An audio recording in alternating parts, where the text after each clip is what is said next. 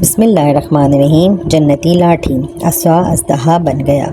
اس کا واقعہ یہ ہے کہ فرعون نے ایک میلہ لگوایا اور اپنی پوری سلطنت کے جادوگروں کو جمع کر کے حضرت موسیٰ علیہ السلام کو شکست دینے کے لیے مقابلے پر لگا دیا، اور اس میلے کے اژدہا میں جہاں لاکھوں انسانوں کا مجمع تھا، ایک طرف جادوگروں کا ہجوم اپنی جادوگری کا سامان لے کر جمع ہو گیا، اور ان جادوگروں کی فوج کے مقابلے میں حضرت موسیٰ علیہ السلام تنہا ڈٹ گئے۔ جادوگروں نے فرعون کی عزت کی قسم کھا کر اپنی جادو کی لاٹھیاں اور رسیوں کو پھینکا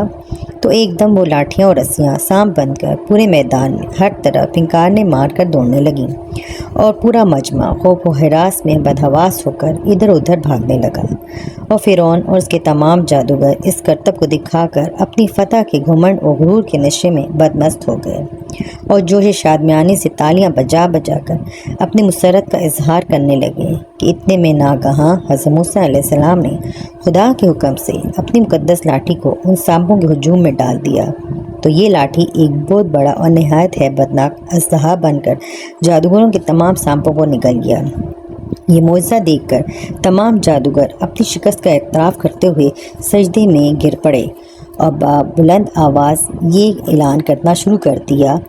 آمنا برب ہارون و موسیٰ، یعنی ہم سب حضرت ہارون حضرت موسیٰ علیہ السلام کے رب پر ایمان لائے۔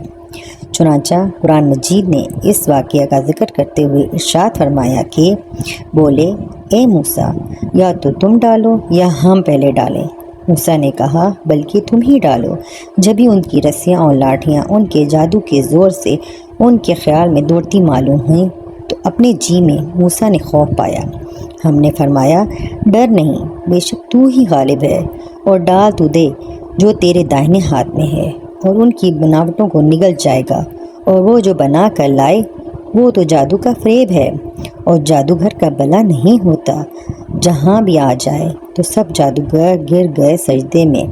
اور بولے: ہم سب ایمان لائے جو ہارون اور موسیٰ کا رب ہے۔ صلو علی الحبیب صلی اللہ تعالی علی محمد صلی اللہ علیہ وآلہ وسلم۔